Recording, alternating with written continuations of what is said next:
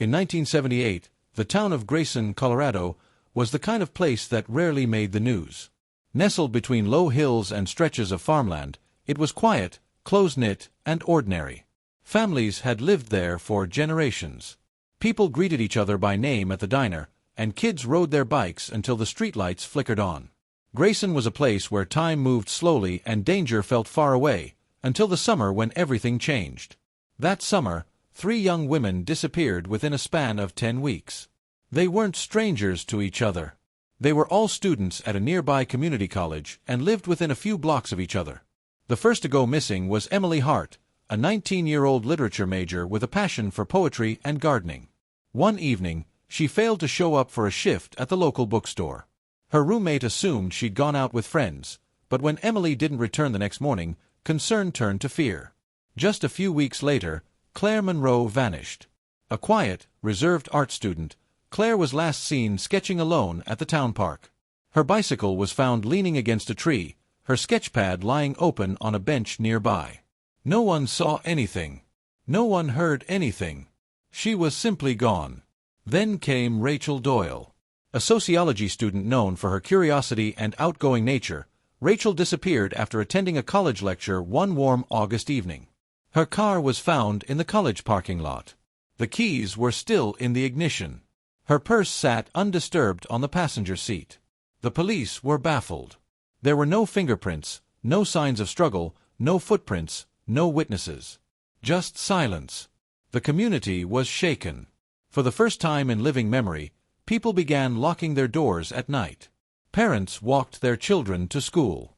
Rumors spread like wildfire. Some believed the women had been abducted.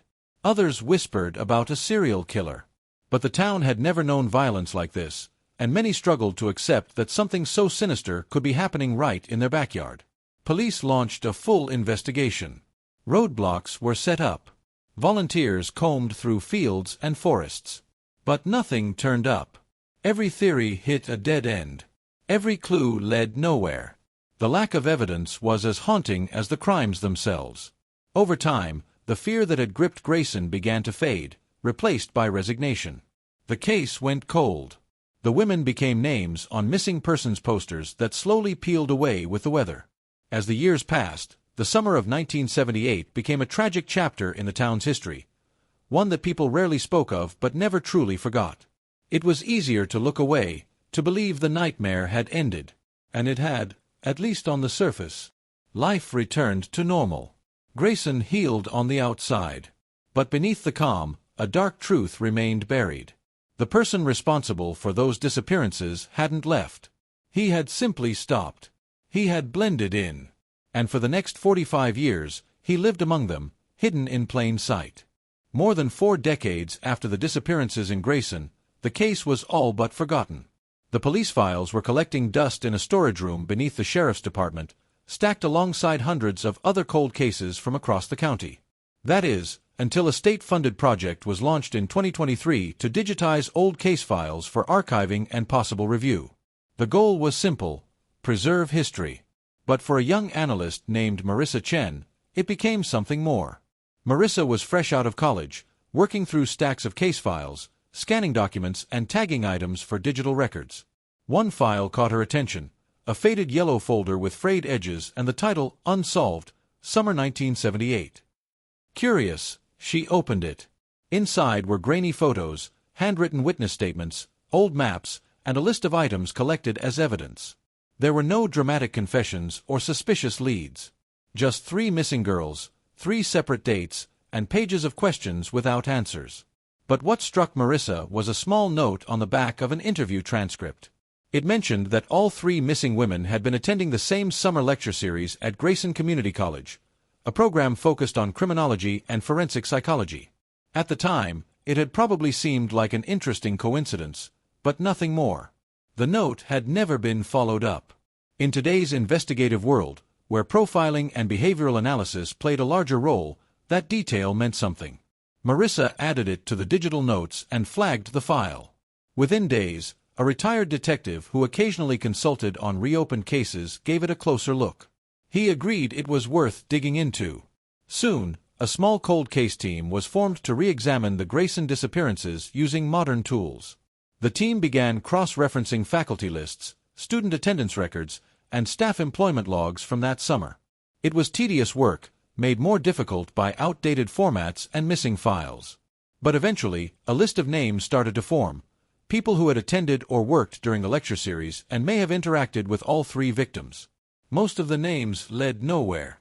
People had died, moved, or had no connection to the missing women. But one name kept surfacing in the background: Leonard Wexley.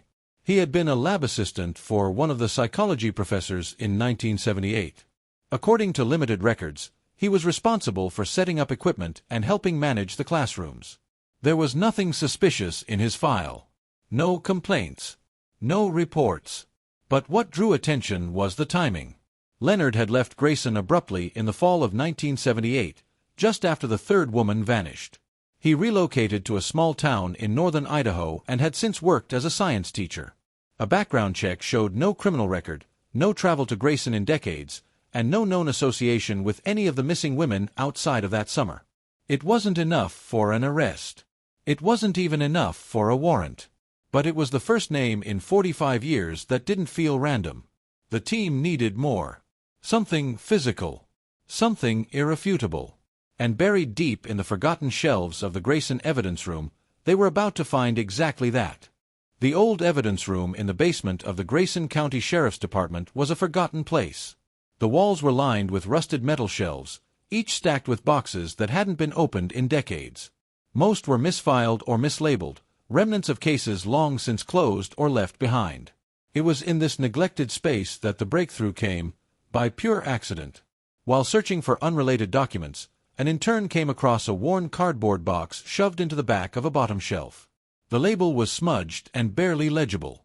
It read, "Inventory, 1978, unprocessed." Inside was a small collection of miscellaneous items from the dorm room of Claire Monroe, the second woman who had vanished that summer. Most of the contents were everyday objects: hairbrush, textbook, a broken watch. But tucked inside a plastic evidence bag was something remarkable: a cigarette butt found on the windowsill, just outside Claire's room. At the time, cigarette butts weren't seen as significant unless they were directly linked to the scene of a crime. DNA testing didn't exist yet. The item had likely been collected out of routine and then forgotten. But now, decades later, it represented something far more valuable. The cold case team carefully sent it to a modern forensics lab. It took weeks, but the results changed everything. Despite the age of the sample, scientists were able to extract a full DNA profile. The profile was immediately run through the national database. There were no hits. That's when they turned to consumer genealogy data, an increasingly common tool in cold cases. The profile was uploaded to a public genealogy platform, and a distant cousin of the suspect turned up in the system. From there, genetic genealogists built a family tree, tracing branches and matches until they arrived at a single name: Leonard Wexley. Authorities already had Leonard flagged from the lecture series investigation. But now, they had physical evidence, DNA that placed him at the scene of one of the disappearances. With this new information, a search warrant was approved for his property in Idaho. The search team approached Leonard's home cautiously. It was a modest house in a quiet neighborhood. The garage was filled with typical tools, boxes of old belongings, and camping gear. But behind a false panel in the garage wall, hidden behind shelves and insulation, they discovered a locked wooden box. Inside were objects that should never have been there: personal belongings of the three missing women. A bracelet, a library card, a set of dorm keys. But most disturbing of all was a folded hand-drawn map. It showed 3 marked locations in rural areas outside Grayson. When authorities visited the first site, cadaver dogs immediately alerted. Excavation confirmed the unimaginable: human remains were buried there. It was the final piece of the puzzle. The items, the map, and the DNA formed a chain of evidence that pointed in one undeniable direction. Leonard Wexley had not only known the women, he had taken them. And he had kept their secrets buried, both literally and figuratively, for nearly half a century. For over 4 decades, Leonard Wexley had lived what appeared to be a normal, uneventful life. After leaving Grayson in the fall of 1978, he settled in a quiet town in northern Idaho. There, He built a life that looked entirely ordinary from the outside. He became a science teacher at the local high school, eventually earning respect as a quiet but knowledgeable educator. He married a local woman, raised 2 children, and attended church regularly. Neighbors described him as polite, dependable, and calm. No one suspected a thing. Leonard avoided attention. He never joined clubs or social events beyond what was required. He didn't travel much, never made headlines, and lived a frugal, controlled existence. His past in Grayson was never discussed. When asked about his youth, he offered vague answers about moving around and trying to find his path. No one ever questioned him. Why would they? But beneath the still surface of his life was something chilling. Leonard had never truly forgotten what he did.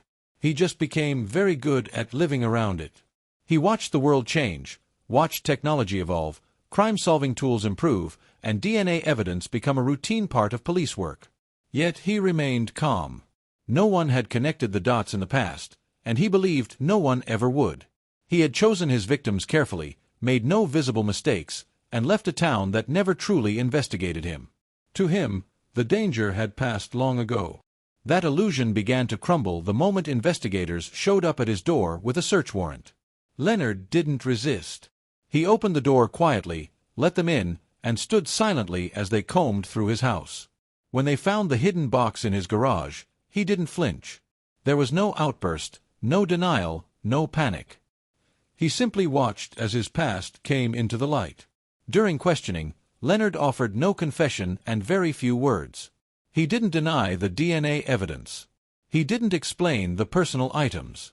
Instead, he stared forward, detached and expressionless. It was as if the moment he had spent decades preparing for had finally arrived. His silence was unsettling, almost rehearsed. But investigators knew the evidence spoke louder than he ever could. News of his arrest traveled quickly, first across Idaho, then back to Colorado, and eventually nationwide. The story stunned everyone who knew him. Former students recalled him as a strict but fair teacher. Neighbors described him as a man who took care of his lawn, helped fix broken fences, and never caused trouble. To those who had shared their lives with him, the truth felt impossible. But the truth was undeniable. Leonard Wexley had fooled everyone for 45 years. He had walked among them, taught their children, and eaten at their tables. All the while, he was hiding one of the darkest secrets in the town's history. The mask he had worn for so long had finally slipped. And behind it was not the quiet science teacher everyone thought they knew, but a man who had never truly left 1978 behind. The trial of Leonard Wexley became one of the most talked-about cases in recent memory. What made it so gripping wasn't just the horror of the crimes. It was the revelation of how close the killer had always been. For 45 years, he had hidden in plain sight, living a peaceful life while the families of his victims suffered in silence. Now, those decades of deception were coming to an end, and the country watched as the truth finally caught up to him. Courtroom security was tight, and every seat was filled during the proceedings. Reporters lined the hallways, camera crews camped outside, and news headlines called him the teacher next door and the 45-year secret. But inside the courtroom, the mood was heavy and still. The families of the victims sat in the front rows, facing the man who had stolen their daughters' lives so long ago. Some had gray hair now. Others had flown across the country to be there. None of them ever expected justice to come so late, but they came to witness it. Prosecutors presented the case in devastating detail. They showed the map Leonard had drawn, the belongings he had kept, and the DNA evidence linking him to the scene of Claire Monroe's disappearance. Crime scene photos, forensic reconstructions, and expert testimony painted a chilling portrait of a man who had planned his crimes carefully and methodically. They described how Leonard had likely selected his victims from the college program, how he had blended in as a teaching assistant, and how he had used his position to observe them without suspicion. The defense had little to stand on. They attempted to question the chain of custody for the old evidence and hinted that Leonard might have been framed or confused with someone else. But none of it held. The jury saw through it. The science was too strong. The coincidences too exact. The past had caught up with Leonard Wexley, and there was no escaping it. When the verdict came, guilty on all 3 counts of first-degree murder, there was no reaction from Leonard. He sat as he had the entire trial, still and expressionless. The judge handed down 3 consecutive life sentences without the possibility of parole. At 73 years old, Leonard would never again be a free man. For the families, there was no joy in the outcome, but there was peace. They finally had answers. They finally had a name, a face, and a conviction. After years of wondering, of aching, of imagining what might have happened, they could begin to let go. Leonard Wexley was transferred to a maximum security prison shortly after the sentencing. He now spends his days behind concrete walls and steel bars, far from the classrooms and neighborhoods where he once played the role of a trusted citizen. The case left a deep impression on both law enforcement and the public. It reminded everyone that evil doesn't always wear a mask. Sometimes it wears a smile, attends PTA meetings, and blends into the background. But no secret stays buried forever. And even after 45 years, the truth can still find its way to the surface.